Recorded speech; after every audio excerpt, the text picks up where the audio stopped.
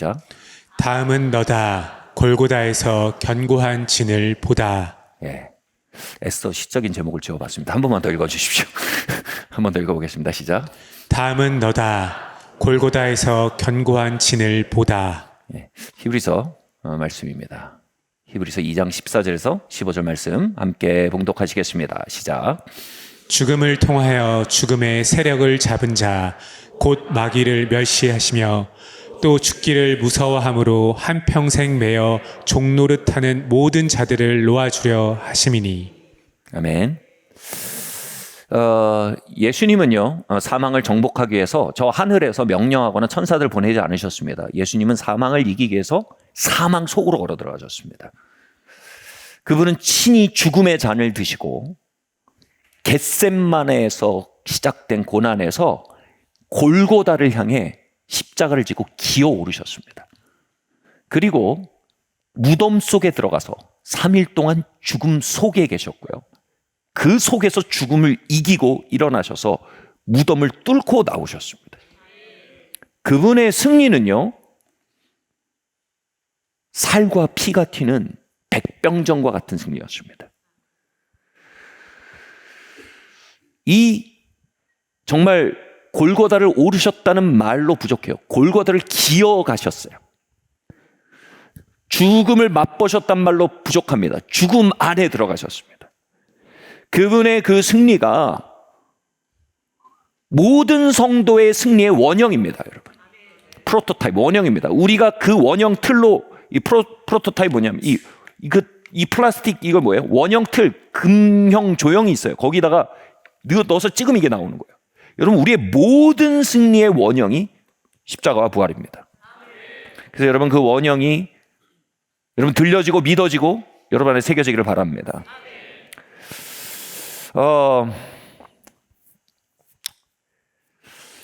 이 이야기가 구약에서 굉장히 잘 반영된 역사가 있습니다. 제가 제일 좋아하는 이야기 중에 하나입니다. 그게 뭐냐면 바로 다윗 왕의 예루살렘 성 정복 이야기입니다. 예루살렘 성이 우리는 예루살렘 성이 이스라엘 전체의 중심이고 거기에서 성지, 홀리랜드, 이스라엘 전체를 통치한 곳으로 우리는 지금 받아들이고 있지만 다윗 때에 예루살렘 성을 점거하고 있었던 건 여부스 족속이었습니다. 이방 족속 여부스가 예루살렘의 한 언덕을 산성을 짓는 터전으로 막 만들고 그 높은 언덕 위에 견고한 성을 지어 올렸습니다. 그리고 그들이 지은 성이 어찌나 견고하고 높았던지 감히 어떤 군대도 시도할 수 없을 정도였습니다. 그리고 이 성의 절묘함과 치밀함은 여기에 있었습니다.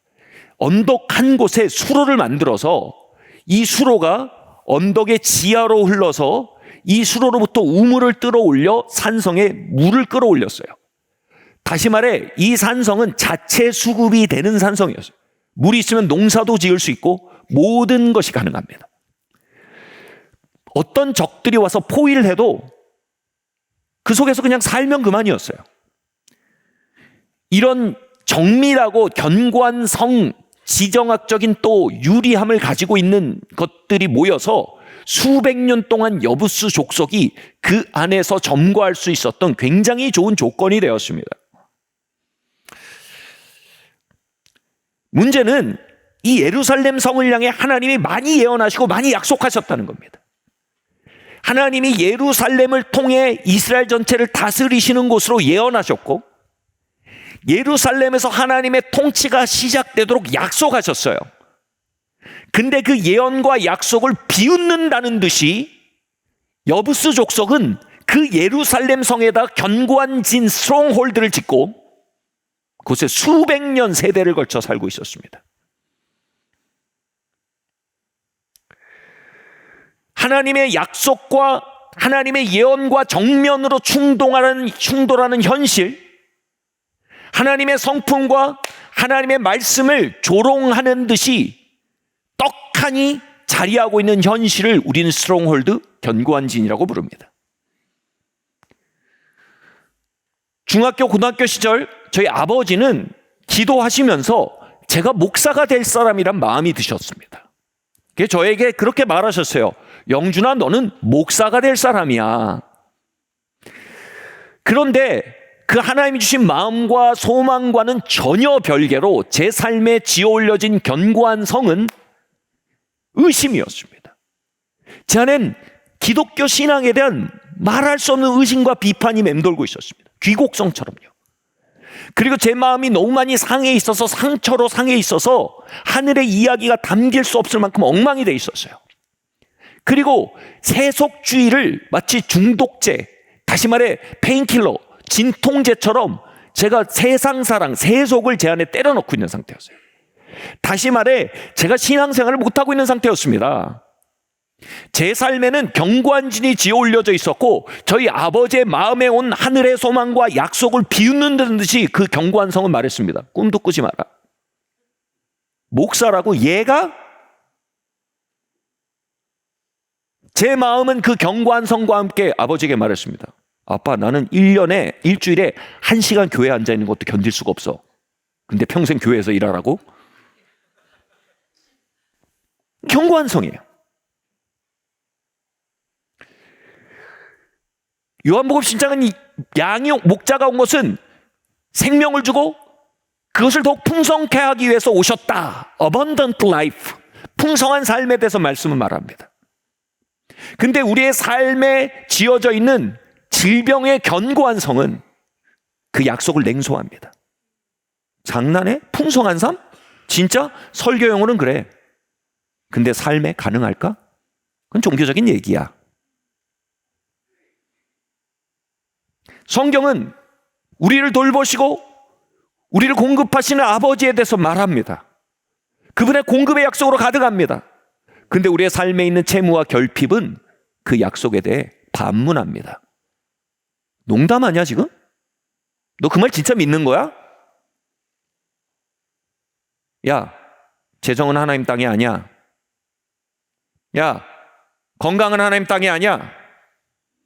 야, 자녀 양육에 하나님의 소망 약속 같은 얘기 하지 마. 하나님 말씀하지 마. 그냥 교회에서 1시간 얘기하면 되는 거야.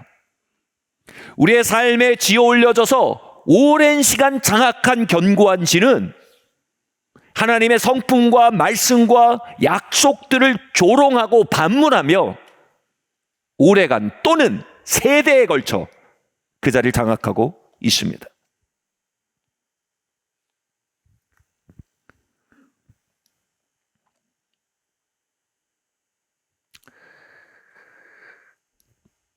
다윗은 그 견고한 성을 바라보며 전대왕 사울이 전혀 시도하지 않았던 어떤 것을 시도했습니다. 내가 여부스 족속을 몰아내겠다. 내가 저 견고한 진을 헐어내겠다. 그리고 하나님의 약속과 말씀이 저 예루살렘에 이루어지게 하겠다.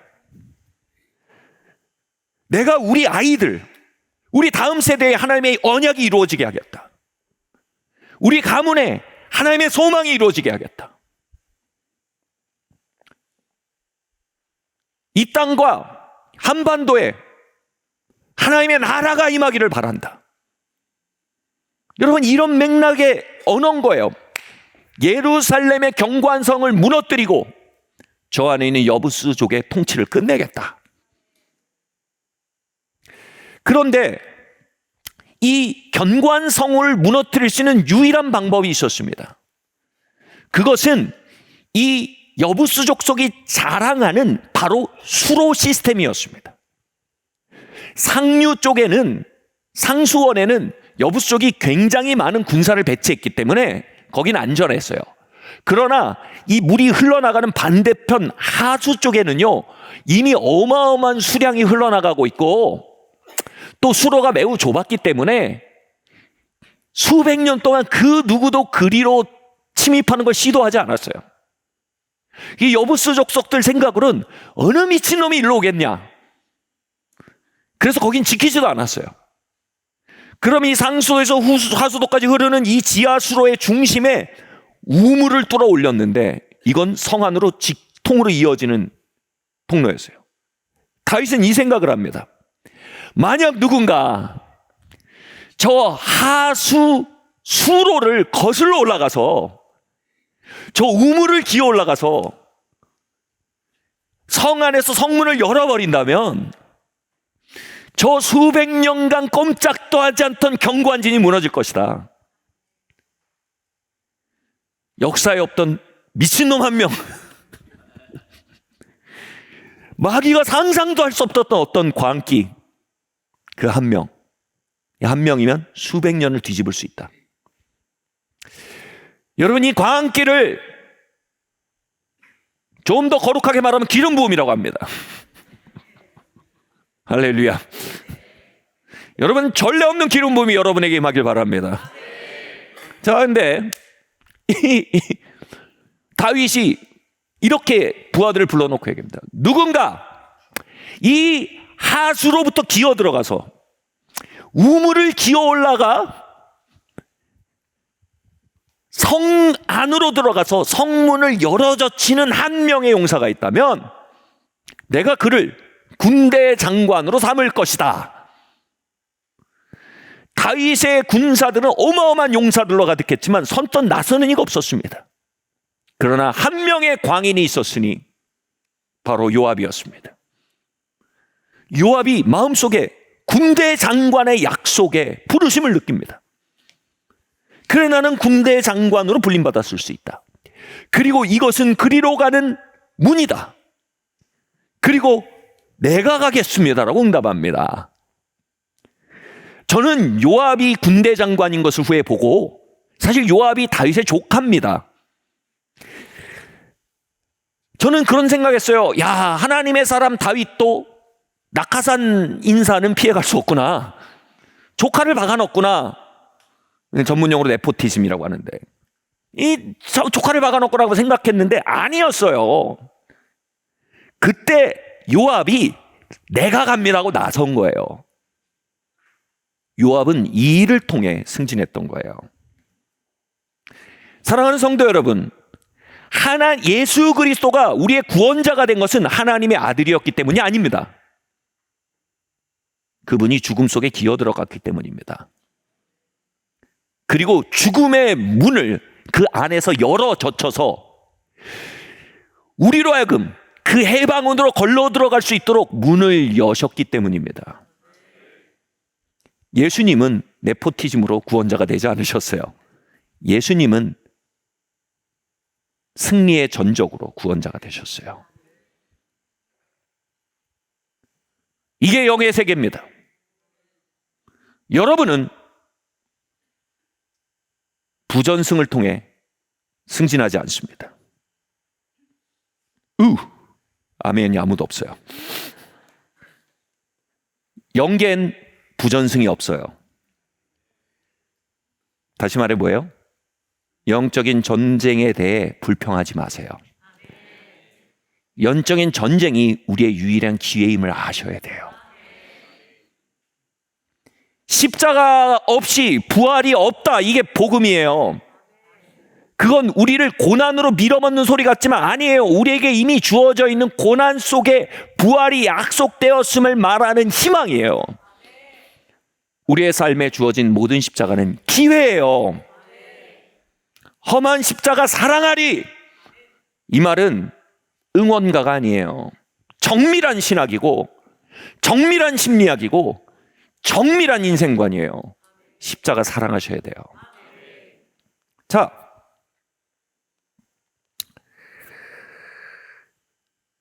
우리는 그렇게 모두 우리 각자의 견관진의 수로 밑으로 초대받습니다. 저는 이미 눈치채신 분들이 있겠지만 태생적으로 제 자신이 초민감자로 분류되는 사람입니다. 이게 감자 이름이 아니고요. Hypersensitive Personality라는 뜻이에요. 초민감자. 그러니까 super도 아니에요. hyper예요. 그러니까 굉장히 드물어요. 이 Hypersensitive Personality가 굉장히 드뭅니다. 그러니까 굉장히 드물 정도로 민감한 사람이에요. 이게 강점이 뭐냐면 작은 거에서도 많은 걸 얻어내는 강점이 있어요. 근데 이 약점이 뭐냐면 아픔을 많이 느껴요. 마치 신경이 확 뻗어 있는 몸처럼요. 굉장히 작은 거에서 많은 걸 느끼고 작은 거에서 많은 고통을 느끼는 게 초민감자예요. 이 초민감자가 절대로 하지 말아야 될 일이 있습니다. 교회 개척입니다. 주님은 초민감자를 교회 개척이라는 지하수로로 인도하셨습니다. 저는 교회를 개척하며 계속 이 생각했어요. 주님 잘못된 사람을 선택하셨습니다. 잘못된 곳에 저를 두셨습니다. 많이 아파요. 너무 많이 아팠어요. 특별히 개척 초기 너무 거칠어요. 마치 시인이 전쟁터에 나간 것 같고 화가가 세일즈맨 일 하는 것처럼 모든 게 너무 힘들었어요. 속으로 고름이 나는 거예요. 피고름이. 거기서 답은 두 개예요. 하나는 때려치는 거예요. Wrong place, wrong person. 잘못된 곳에 잘못된 사람이 있는 거예요. 끝. 또 하나는 뭐냐면 그 피고름을 하나님의 치유를 만나는 만남의 장소로 만드는 거예요.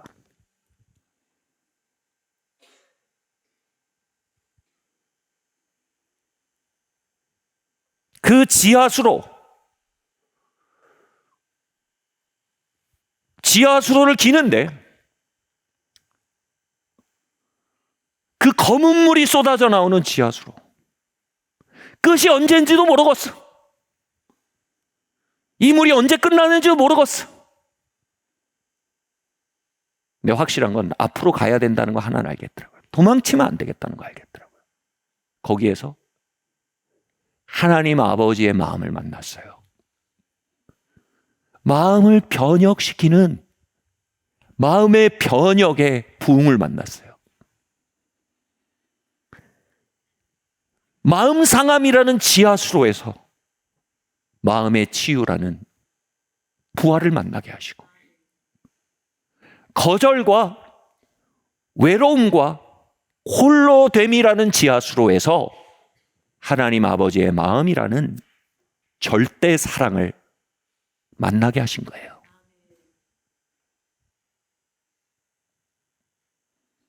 초민감자로서 그 상처의 성벽에 지하수로를 기는 것은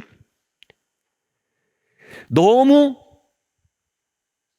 가혹해 보였습니다. 그러나 그 가혹해 보임은 저의 삶에 기름 부어 주시려는 하나님의 큰 포석이었습니다. 그것은 그 기름 부음을 통해 수많은 지하수로를 기는 이들을 위로하고 어둠 속에 나아가는 이들에게 힘을 주고 그들이 돌이켜 도망치지 아니하도록 격려하고 쓴마음과 용서치 못함과 두려움 속에 파선하지 않도록 치료하는 강력한 기름 부음의 수여지가 된 것이에요. 다시 말해 그 고통의 시간은 거대한 이루 말할 수 없는 그 아름다운 이야기의 일부였던 거예요.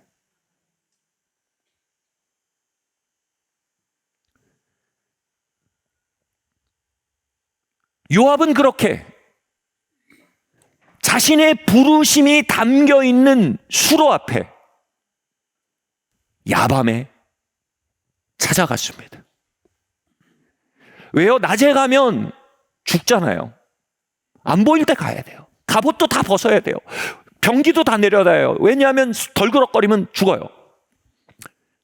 거의 추리닝 한 벌, 속옷 한 벌 입고 밤에 산에 올라가서 아무도 없는 곳에서 지하수로를 그 컴컴한 지하수로를 다 보는데 막막했을 거예요. 보여주세요. 끝이 어딘지도 모르겠어. 이게 언제쯤 해서 우물로 올라가는지 다윗한테 모르는데 다윗이 모르겠다고 하나님의 인도를 받으래요. 이게 어디쯤 끝나냐고 모르겠다고 하나님의 음성을 들으라는 거예요. 아마 이놈의 거 집어쳐야겠다는 생각을 너무 많이 했을 거예요. 덜컥 겁이 많이 났을 겁니다.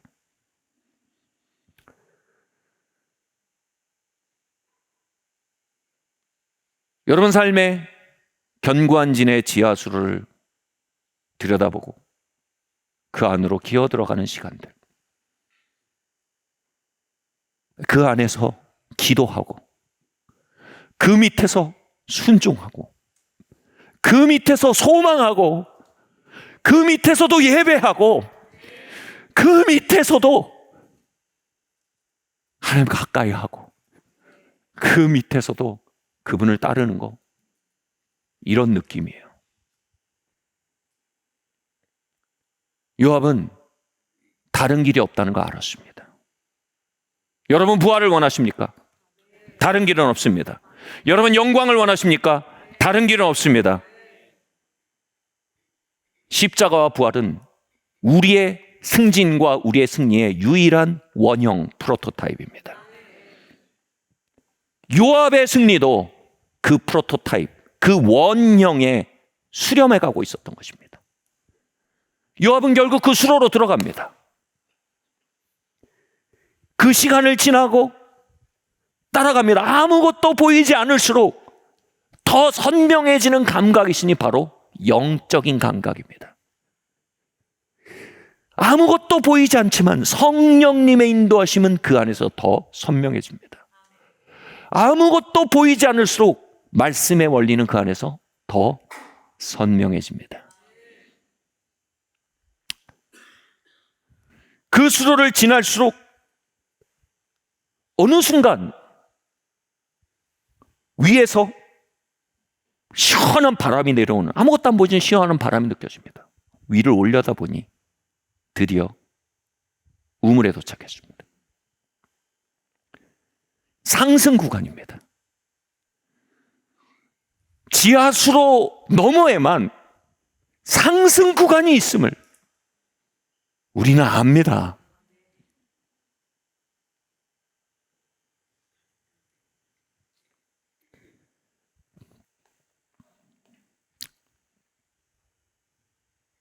여러분, 상승의 다른 말은 기름 부음입니다. 하나님 그곳에서 저에게 하나님 아버지의 마음과 마음의 변혁에 대한 기름을 부으셔서 들어 올리신 것처럼 여러분의 견고한 진이 무엇인지 다 알 수 없으나 그 안에 걸어 들어가고 그 안에서 동행하고 그 안에서 인내할 때 바로 거기서 하나님 여러분 기름 부으십니다. 바로 거기서 하나님이 여러분을 들어 올리십니다. 요압은 그 우물로 기어 올라와서 성 내로 들어갔을 겁니다. 성은 고요하게 잠들어 있었습니다. 몇몇 보초들은 있었지만 어느 미친놈이 이렇게 오겠나? 수백 년 동안 아무도 오지 않았어. 그래서 동태눈이에요.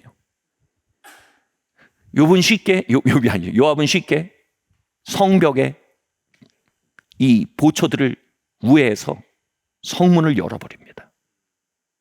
이 성문을 열었을 때 거기에 기다렸던 수천 수만의 다윗과 다윗의 병사들이 그 성 안으로 몰려 들어오기 시작합니다. 그 성이 어떤 성입니까? 몇백 년 동안 열린 적이 없는 성입니다. 그 성이 어떤 성입니까? 몇백 년 동안 하나님의 성품과 약속을 조롱하고 그런 게 어디 있느냐 반문하고 그런 게 있으면 어떻게 우리가 이렇게 견고할 수 있겠냐? 자만하던 성이었습니다. 그 성이 하룻밤에 무너집니다. 그 하룻밤을 요압이 만든 겁니다. 아멘. 여러분, 몇 세대에 걸쳐 흔들리지 않는 견고한 성도 요압 한 명이면요 하룻밤에 무너집니다. 정말 기름 부음 받은 한 명, 복음의 이야기에 제대로 미쳐버린 한 명. 미쳤다는 거 뭡니까? 자신의 수로를 요압의 수로로 고백해버린 한 명, 자신의 수로를 그리스도의 갈보리로 고백해버린 한 명, 자신의 수로를 기는 시간을 승진을 향한 자리로 선포하는 한 명, 그 시커먼 물이 쏟아져 나오는 자리를 역류하는 그 발걸음들을 부활의 영광으로 가는 꽃길로 고백하는 한 명, 그 한 명이면 수백 년의 견고한 진도 하룻밤에 무너집니다.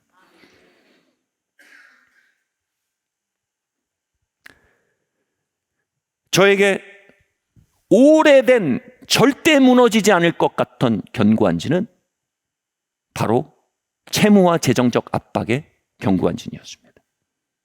80년대 중반, 초중반 저희 집은 갑자기 서울 강남 8학군에 전학 오기 위해서 서울 아파트를 사서 울산에서 이주를 합니다. 근데 빚을 잔뜩 내서 아파트를 사고 이제 이 부동산 이걸 팔아서 이 빚을 갚으면 된다는 계획을 세웠는데 문제가 뭡니까? 이게 묶여버렸어요. 더 큰 문제는 뭐냐면 당시 1금융권 은행 이자가 20%를 상회했습니다. 살인적인 이자입니다. 경쟁 성장률이 너무 좋은 때라서 뭐 금리가 20%가 넘는 때였어요. 두 분이 열심히 성실하게 잘 버셨는데 정말로 저희 수입의 대부분이 이자로 나갔어요. 이게 말로 들으면 그렇죠. 그 재정적인 압박과 그 찬바람은요, 저희 집안 전체 분위기를 얼어붙게 하는 거예요. 가끔 은행에서 독촉장이 날라와요. 그 독촉장을 저희가 기한을 넘기면 압류딱지가 붙는 거예요. 압류딱지가 붙으면 거리에 나앉는 거예요. 이런 아슬아슬한 시간이 계속되는 거예요. 1,000원짜리 한 장을 마음 놓고 쓰는 느낌이 없어요. 이 만성적인 채무와 재정 압박의 분위기가 84년 5년부터 2000년도 2001년도까지 계속됐어요. 이제 그건 사건이 아니에요. 삶의 일부예요. 그냥 여기 곰 한 마리가 앉아 있는 것 같아요. 이제는 그 곰 한 마리는 삶의 일부예요. 그 무거움. 그런데 여러분, 그 어마어마한 만성화된 채무의 시간에도 끝이 있습니다. 여러분, 그렇게 만성화된 견고한 진은요, 끝이 있을 거라고 상상도 못하게 합니다. 여러분, 끝은 있어요. 그 시간 속에서 아무것도 안 보이니까 하나님의 말씀이 보이더라고요. 아무것도 안 들리니까 성령의 음성이 들리더라고요. 저희 가정이 거기서 하나님의 재정 운영 방식을 그 수로에서 배웠어요. 그 중에 대표적인 게 바로 심고 거둠이에요.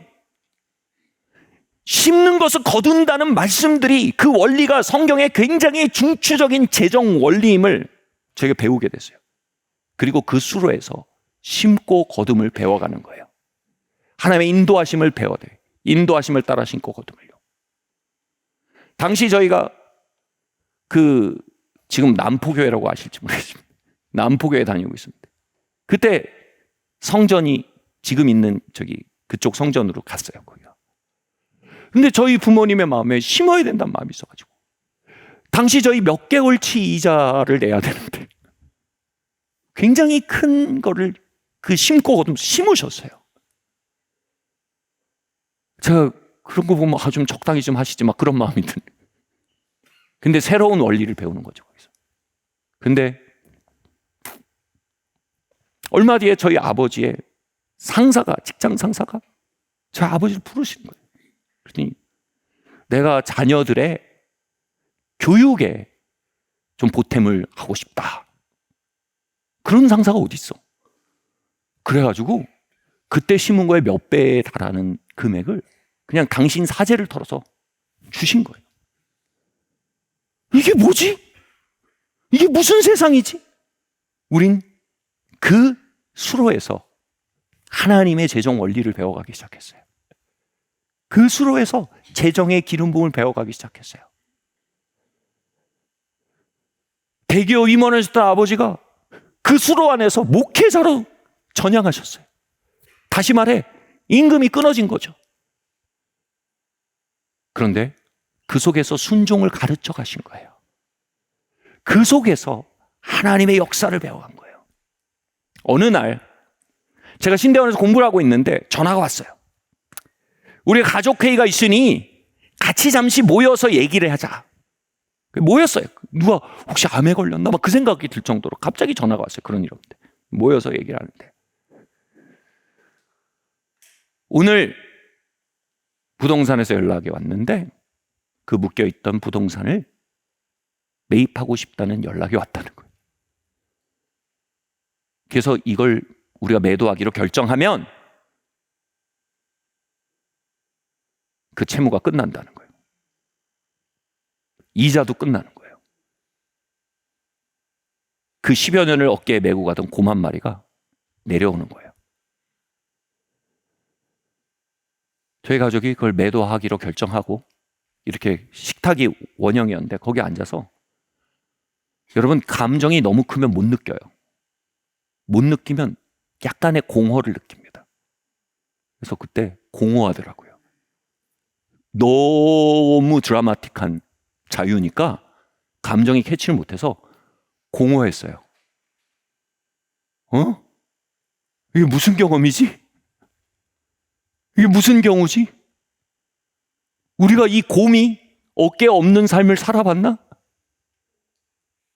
지금 이 가벼움은 현실인가? 이제 매달 그 이자가 안 나가도 되는 건가? 저는 거기서 이 말씀을 체험했어요. 시편 126편 1절 말씀 함께 읽겠습니다. 시작. 여호와께서 시온의 포로를 돌려 보내실 때에 우리는 꿈꾸는 것 같았도다. 여호와께서 시온의 포로를 돌려내실 때 경관진에 얽혀 있던 우리의 삶이 자유를 얻게 될 때 뭐라고요? 꿈꾸는 것 같았대요.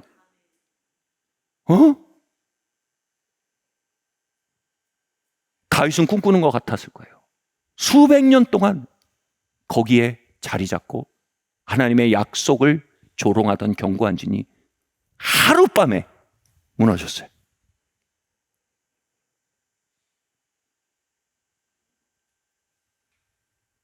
악의 진이 하나님의 통치가 시작되는 시온성으로 하룻밤에 바뀌었어요.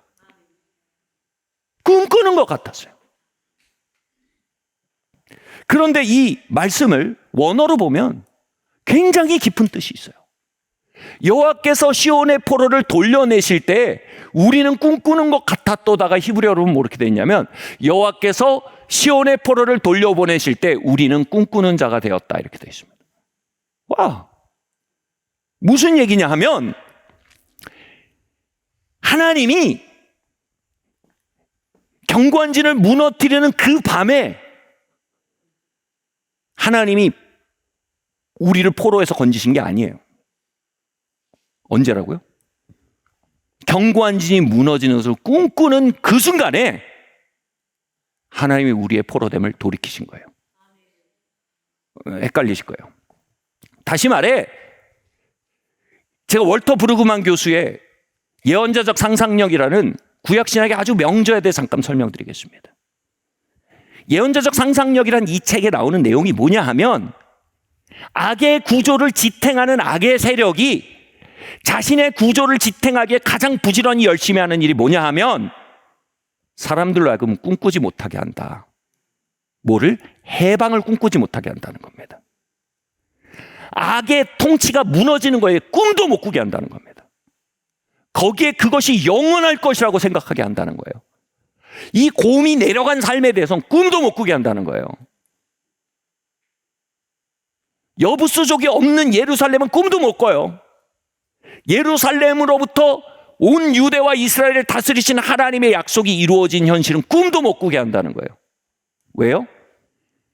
압제받는 사람들이 그것을 그리고 꿈꾸기 시작하면 결국 그들의 통치가 무너질 것은 시간 문제임을 알기 때문이라는 거예요.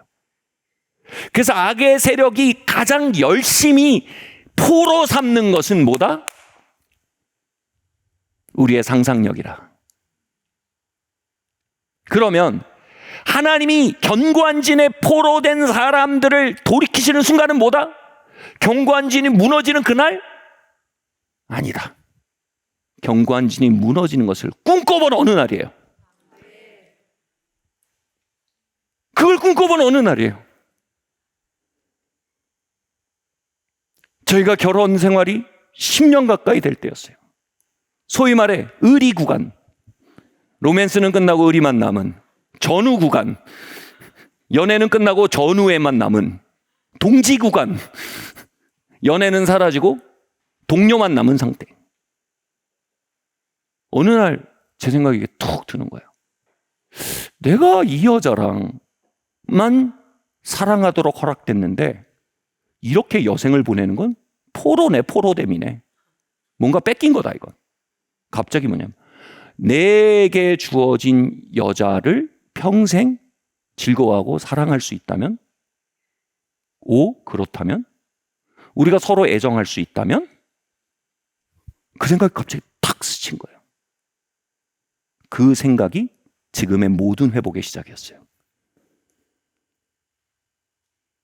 브루그만 교수가 얘기하기를 예언자가 하는 일은 하늘의 상상력을 그들에게 때려 넣는 일이라는 거예요.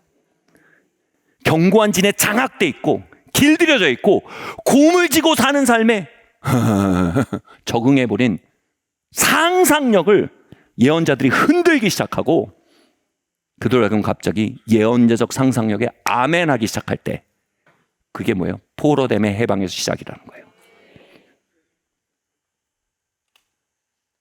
여러분의 상상력은 견고한 진에 의해 어떻게 훈련받아 있습니까? 우리 집은 이래. 내 이럴 줄 알았어. 우리 집의 다툼은 주님 오실 때까지 계속될 거예요. 주님이 빨리 오셔야 돼. 아휴, 사춘기 애들이 그렇지 뭐.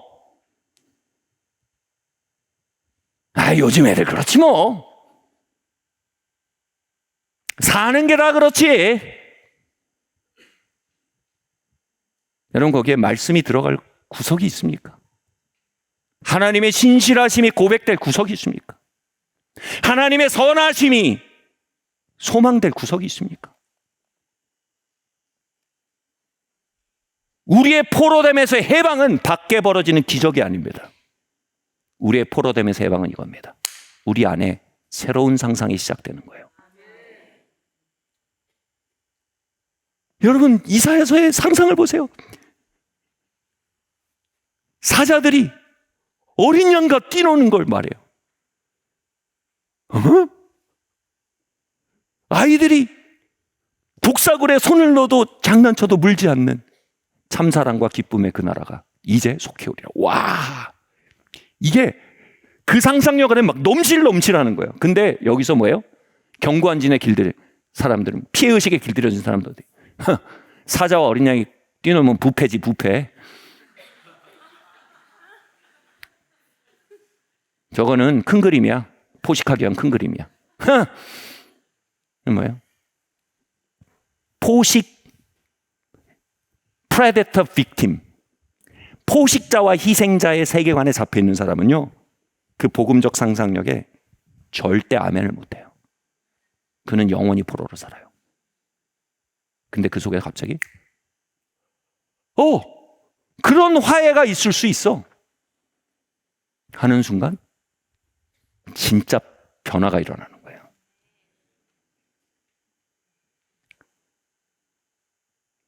여러분이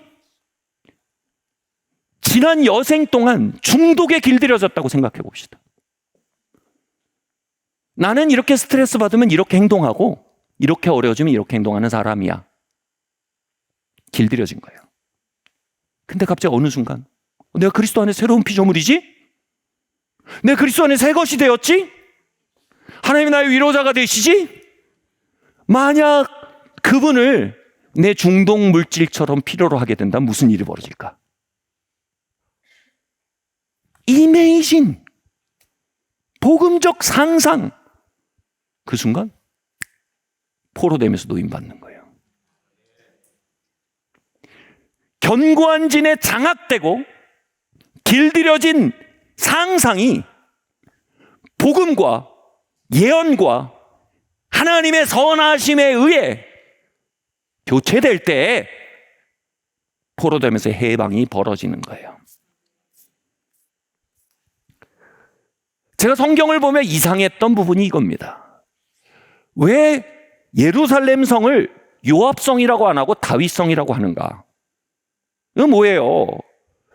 프로젝트 과장님이 잘했는데 부장님이 먹은 거잖아요. 다윗 낙하산 인사의 오명을 벗자마자 공을 갈취하는 선배가 된 거예요. 근데 보면 그렇지가 않아요. 여러분, 그 견고한 진이 무너진 예루살렘을 제일 처음 상상한 게 누구예요? 다윗이에요. 수백 년 동안 여부스족이 장악하고 있던 그 언덕을 하나님의 약속 안에 그려본 사람이 누구예요? 다윗이에요. 그곳에 진짜 승리와 진짜 돌파를 가져온 사람이 누구예요? 다윗이에요. 바꿔 말할까요? 여러분 지금 오늘 진짜 승리가 여러분 위에 찾아오고 있음을 감지하세요? 이메이진, 중독이 박살난 삶을 상상해 보세요. 왜요? 그리스도는 우리의 죄를 위해 죽으셨거든요. 이메이진, 저주가 박살난 가문을 상상해 보세요. 왜요? 그리스도께서 우리를 위해 저주를 받은 바 돼서 우리를 아브라함의 복으로 만드셨거든요. 헤헤헤이, 그건 다 좋은 얘기지. 여러분 해방되지 못해요. 그 안에 내 삶이 있어. 십자가 안에, 복음 안에 내 이야기가 있지. 그분이 이기셨지. 견고한 진은 잠시 잠깐 그곳에 있지만 하나님의 통치는 영원하지. 그분의 주권, 그분의 복음, 그분의 승리 안에 상상이 움직이기 시작할 때 우리의 묶여있던 영혼이 갑자기 노임을 받아요. 그게 뭐예요? 성령님과의 공조가 시작이 되는 거예요. 수백 년 동안 흔들리지 않는 견고한 진이 어디서부터 무너진 거예요? 다윗이 예루살렘? 이건 하나님의 땅이야. 하나님의 예언대로 예루살렘으로부터 온 유대가 다스려질 거야. 그 예언적 선포와 그 소망과 그 마음을 받아들인 순간 포로됨이 깨어진 거예요. 그래서 그건 오늘도 다윗성이라고 불려요. 이 얘기라고 마치겠습니다. 이 장면이 다윗이 하루는 일이 있기 훨씬 전의 얘기입니다. 요압이 성문을 열어젖히기 훨씬 전, 꿈꾸는 것 같은 승리가 있기 훨씬 전, 물리적인 승리가 나타나기 훨씬 전에 다윗이 골리앗의 해골을 들고 예루살렘으로 갑니다. 골리앗은 뭡니까? 다윗이 하나님의 능력으로 무너뜨린 전직 견고한 진이에요.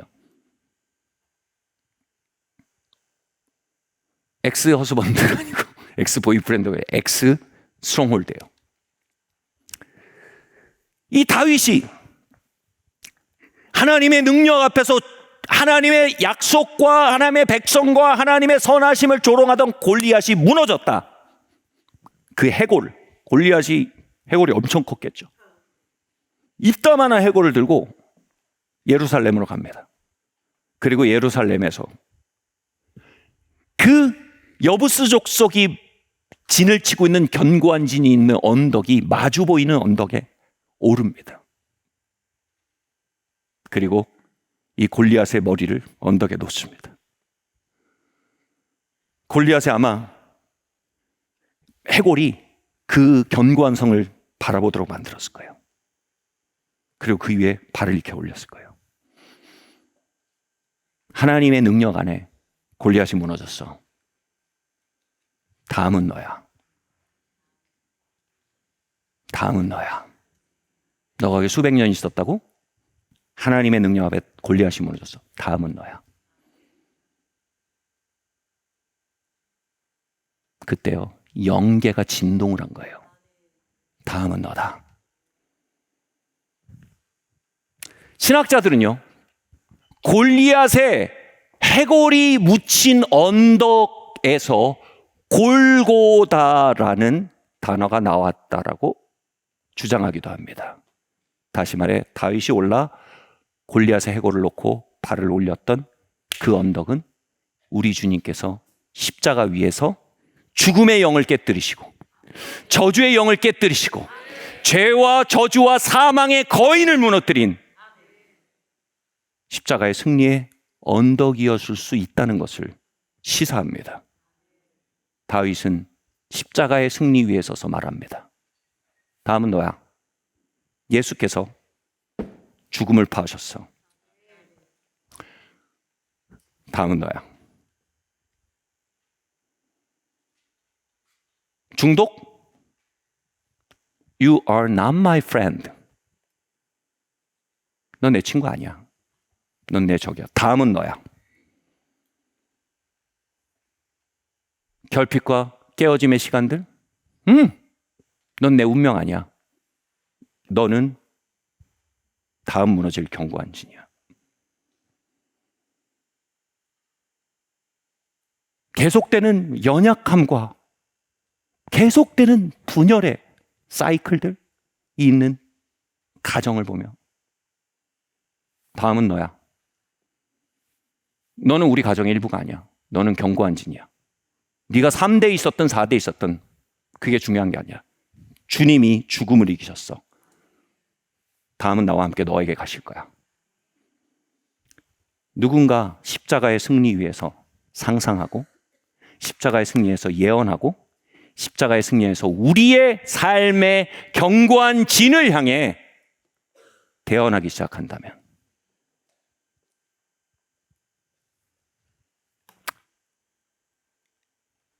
어쩌면 우리의 손으로 그 진을 허무는 물리적인 일이 아니라 우리의 자녀 때 허물 수도 있어요. 그래도 그 성은 여전히 다윗성이라 불릴 거예요.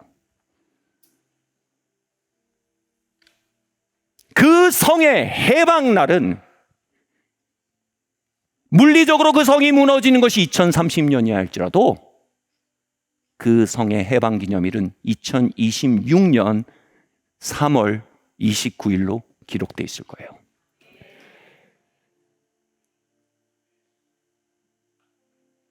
저는 여러분의 삶의 언덕들이 어떠한 견고한 진을 가지고 있는지 다 일일이 이름 지을 수 없습니다. 그러나 우리는 한 이름 안에 올라야 합니다. 우리 구주께서 죽음과 싸우시고 죽음을 이기셨습니다. 죽음과 죄와 저주의 수로로 기어 들어가셨고 그 안에서 부활을 꿈꾸셨고 그 안에 죽음을 향해 말했어요. 다음은 너야. 네가 나를 삼키고 있는 것 같지? 내가 널 삼키고 있는 거야. 죽음은 말했어요. 넌 여기 죽으러 왔어. 주님이 죽음을 향해 말했습니다. 난 널 죽이러 왔어. 다음은 너야.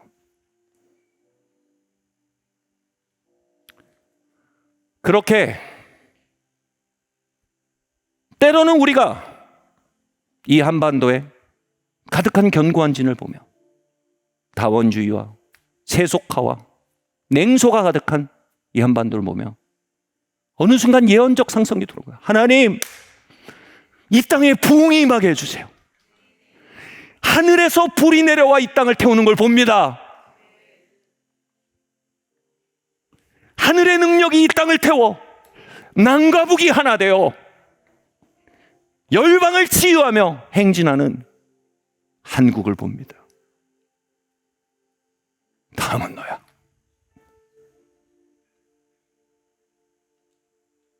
여러분, 이게 영의 원리예요. 오늘 우리는 견고한 진에 포위된 우리의 삶의 현장에서 골고다의 승리로 올라와야 합니다. 주님이 죽음을 파하셨습니다. 다음은 너다. 주님이 그 수로를 기어가셨습니다. 주님 따라가겠습니다. 내 수로는 우연이 아닙니다. 내 수로는 불운이 아닙니다. 내 수로는 주님의 골고다와 포개진 동행의 자리이며, 내 수로는 주님의 승리에 참여하는 부활의 첩경입니다. 그렇게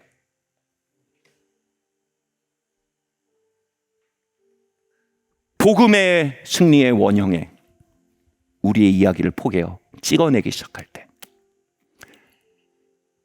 놀라지 마십시오. 이 땅의 견고한 진들은 무너져 내리기 시작합니다. 오늘 그 복음적 상상력이 여러분 삼키길 예수님으로 축원합니다. 사람들은 다 나를 우습게 알지. 사람들은 다 나를 존중하지 않지. 회개하세요. 하나님 아버지가 여러분 존중하세요. 하나님 아버지가 여러분 사랑하세요. 그 사랑이 여러분을 둘러 덮을 것을 상상하세요. 여러분 상상을 회개하세요. 2026년 또 뭔 일이 있으려나 아주 죽겠어 그냥. 아무튼 인생이 이렇다니까. 회개하세요. 너를 향한 나의 생각은 내가 아니하니 재앙이 아니라 평강이요 장래의 소망을 주려 하는 생각이라.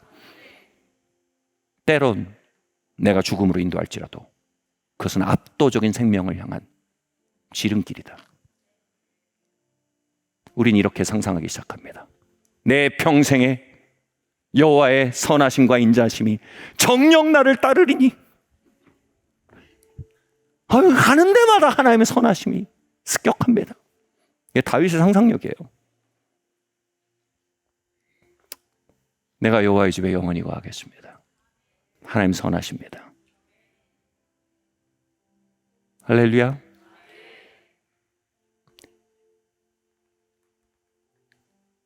같이 한번 말할까요? 복음적 상상력.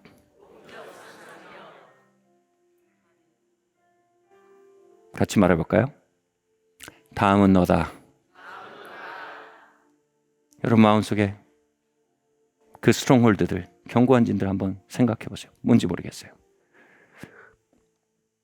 오늘이 독립기념일이에요. 같이 말합시다. 예수의 이름으로 다음은 너다.